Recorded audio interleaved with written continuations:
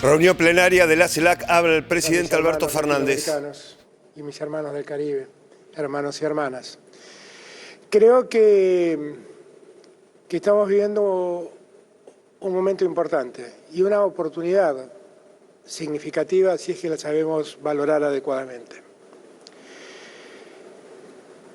A riesgo de ser reiterativo, déjenme reflexionar con ustedes sobre algunas cosas que días atrás reflexioné cuando tuve oportunidad de abrir el Congreso de CEPAL. Miren, el mundo que nos ha tocado a nosotros no es un mundo fácil, es un mundo muy complejo, definitivamente. Es un mundo que ha sido asignado por algo que la humanidad no vive habitualmente, que fue la pandemia. Tal vez ninguno de los que estamos acá ha reflexionado adecuadamente que todos los que estamos acá somos sobrevivientes de una pandemia. Una pandemia que arrastró la vida de millones de seres humanos. No sabemos exactamente cuántos. Los cálculos más optimistas de la Organización Mundial de la Salud hablan de 6 millones de vidas perdidas, pero sus proyecciones dicen que tal vez superen los 10 millones de vidas perdidas. La pandemia fue un tiempo de enorme incertidumbre, porque combatíamos contra un virus imperceptible a la vista humana, que en verdad tampoco sabíamos cómo combatirlo.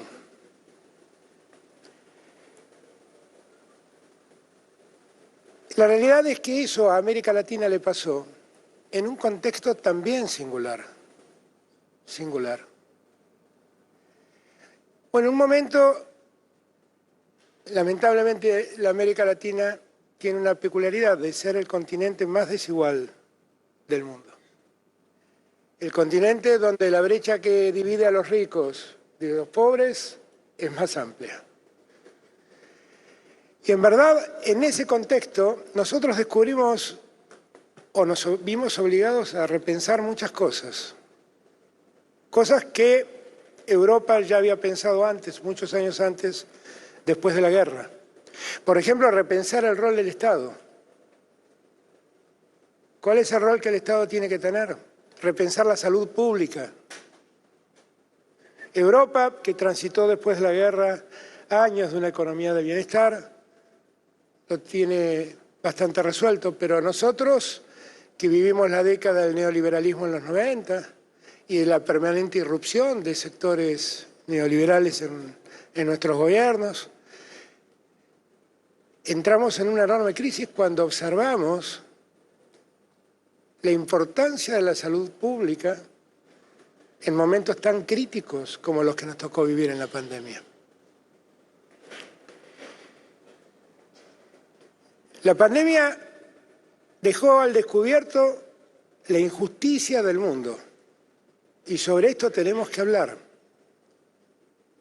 porque para poder integrarnos tenemos que entender la injusticia del sistema internacional.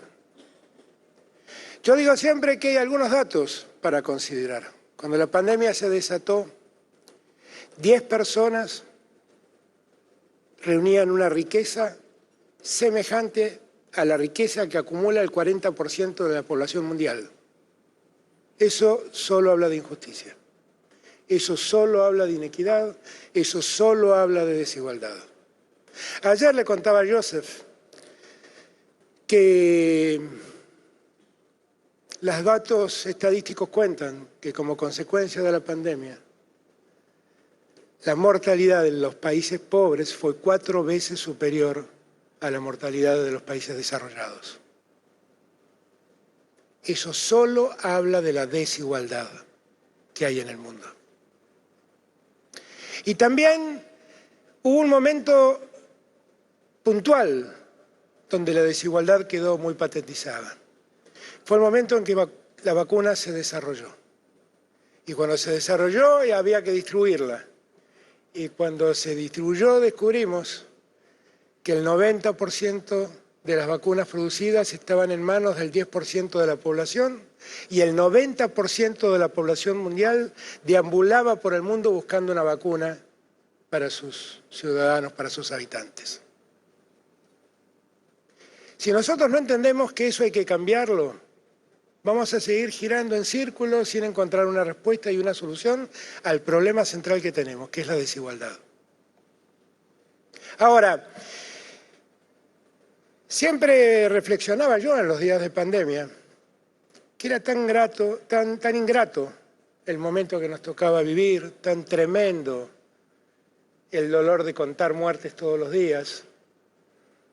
Había una suerte de ranking para ver dónde se morían más rápido. Que yo pensé que la humanidad iba a salir mejor después de la pandemia.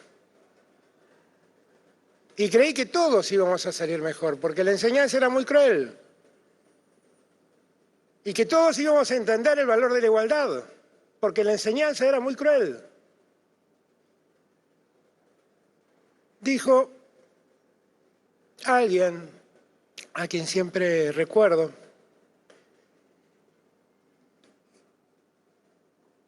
algo que yo particularmente comparto. La verdad es que con el correr del tiempo me di cuenta que después de la pandemia no salimos mejores. No salimos mejores. La verdad que después de la pandemia lo que verificamos es que los que eran buenos resultaron buenísimos, pero los que eran malos resultaron malísimos.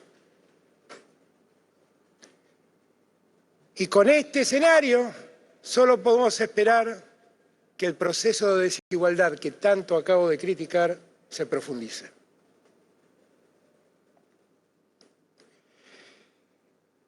Yo me animo a hablar de estas cosas ante los hermanos de la Unión Europea, porque la Unión Europea tiene un rol central en el futuro. Un rol central que por ahí no perciben, pero que lo tienen. Si el mundo ha vivido mal por muchos años, también fue producto de una bipolaridad entre dos potencias. Y lo que no debemos permitir es que una nueva bipolaridad se instale en el mundo. Después de la pandemia, apareció algo que para nosotros fue absolutamente inesperado, que fue una guerra. ¿Cómo es posible que después de tanta muerte, tanto dolor, se desate una guerra que vuelve a poner en crisis la vida humana? ¿Cómo entenderlo? Una guerra además que rompe con los principios elementales de la comunidad de naciones que se nuclean en Naciones Unidas, que rompe el principio de territorialidad integral, que rompe el principio de solución pacífica de los conflictos. ¿Cómo es posible que esto ocurra después del dolor que la pandemia nos ha causado? Lo cierto es que estos no son los mejores tiempos que nos han tocado. También es cierto que puede ser una gran oportunidad para que nosotros empecemos a cambiar esto. El mundo ya no necesita más guerras, y si el mundo ya hay algo que no necesita es dolor. Es demasiado el dolor que hay en el mundo. Allá en el norte se disparan misiles, pero acá en el sur pasamos hambre. Allá en el norte se disputan el gas, pero acá en el sur nos falta la energía para poder desarrollarnos, Y quiero hablarles con esta franqueza porque con franqueza nos entienden los amigos. Y estamos para trabajar en el mismo sentido que ustedes, porque en los hechos la inmensa mayoría de los países del continente y del Caribe han acompañado las posiciones que la Unión Europea ha tenido en esta materia.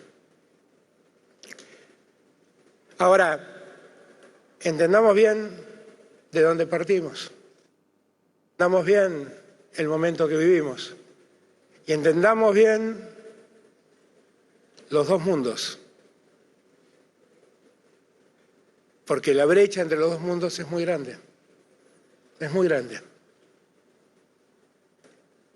Nosotros somos grandes promotores del cambio climático, grandes promotores de la lucha por restaurar las condiciones climáticas del mundo. Irónicamente somos los que menos hicimos por dañar el contexto climático global. Y sin embargo, a la hora de pagar, pagamos como si fuéramos los culpables. Nosotros no estamos en la primera línea de los que emiten carbono. Nosotros aportamos oxígeno con nuestras selvas, con nuestros bosques. Pero el cambio climático se ve en el Caribe. Todos los días. Todos los días. Y la responsabilidad del Caribe en esta crisis climática que hoy tenemos es cero. Cero. Del Caribe solo disfrutamos de la belleza que nos brinda. No han tenido ninguna responsabilidad y a la hora de hacer frente a los resultados negativos que el cambio climático ha generado en el Caribe, el mundo central da la espalda. Eso también pasa en nuestra América Latina, con zonas que se han desertizado, que se han convertido en zonas productivas en auténticos desiertos. Tenemos que pensar, para poder trabajar juntos, que vivimos realidades muy distintas y que la verdad nosotros percibimos un estado de injusticia muy grande en América Latina y que no podemos estar en paz con nuestras conciencias mientras esa desigualdad persista. Y Europa tiene que ayudarnos, claramente tiene que ayudarnos. Tiene que ayudarnos a poder conseguir el desarrollo. Si no, todo encuentro será una quimera. Y si no entendemos del lugar donde partimos, todo encuentro será inútil. Quiero decirles que francamente yo tengo mucho optimismo en este encuentro.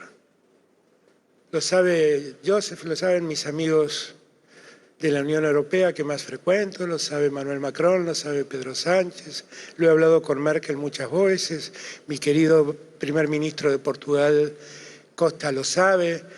Si Argentina y América Latina tiene que tener un socio, ese socio se llama Europa. Soy el primer promotor de esa idea, pero necesitamos que entiendan lo que está viviendo la América Latina. Nosotros vamos en este encuentro a trabajar según los documentos que he podido leer sobre 5 ejes básicos. El primero es la recuperación social, económica y productiva que sobreviene a la pandemia. El segundo es la ciencia, la cultura y la innovación como un motor para el desarrollo y la inclusión. América Latina ya ha avanzado mucho en esto. Voy a hablar de Argentina puntualmente. Nosotros hemos desarrollado satélites, hemos desarrollado medicina nuclear, hemos desarrollado sistemas de producción de energía nuclear que compiten con los países más avanzados del mundo. Y muchos otros países han desarrollado tecnologías también muy importantes. Colombia es un prestador de economía del conocimiento de los más importantes del mundo. Tenemos que trabajar en la cooperación ambiental y en la gestión del riesgo de desastres. Todo lo que dije del Caribe, por favor, tengámoslo presente en todas las conversaciones que tengamos. Pongamos la educación. Joseph recién lo dijo con toda claridad. La mitad de nuestros estudiantes que buscan un posgrado miran a Europa. Yo todavía doy clases en mi facultad y tengo una alumna española que viene por la beca Erasmus a estudiar a Buenos Aires. Pongamos en valor todo eso. El mundo del futuro y del presente demuestra que la riqueza de las sociedades no está en tener oro, en tener petróleo, tener gas. La riqueza está en tener conocimiento, en desarrollar la educación, el conocimiento, la ciencia y la tecnología. Allí está la riqueza. Y allí es donde América Latina tiene que hacerse fuerte. Porque si nos hacemos fuerte con eso, el litio de Bolivia, de Chile, de Argentina va a valer mucho más. Si nos hacemos fuertes de eso, el gas que Argentina tiene en Vaca Muerta va a valer mucho más. Y vamos a dejar de sacar materias primas. No estamos condenados a hacer la economía primaria a la que nos quieren condenar. Estamos obligados a industrializar nuestra producción primaria, a agregarle valor para aumentar trabajo. Estamos en un tiempo donde el trabajo es central para el desarrollo de nuestras sociedades. Yo digo todo esto, queridos amigos de Europa, porque quiero que este encuentro sirva, que no sea un encuentro más que se hace ya no sé ni cada cuántos años. Quiero que sirva para que concretemos lo que Joseph decía. Hablando con Joseph me enteré que en el año 90 Argentina y la Unión Europea firmamos un acuerdo de cooperación del que ni el canciller, ni yo, ni nadie tenía idea que existía. Eso demuestra lo que pasa cuando el diálogo se quiebra, cuando el diálogo se pierde.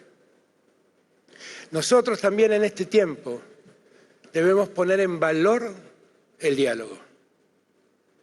Es tanto el dolor que hemos pasado y es tanto el dolor al que nos somete el presente, que definitivamente debemos entender que lo que cada uno de nosotros tiene que hacer es construir puentes, no construir muros. Construir puentes, como dice el Papa Francisco.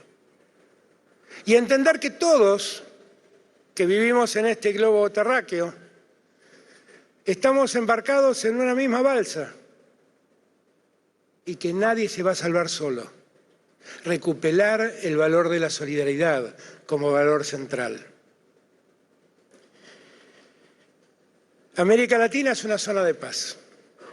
Acá los conflictos los resolvemos conversando.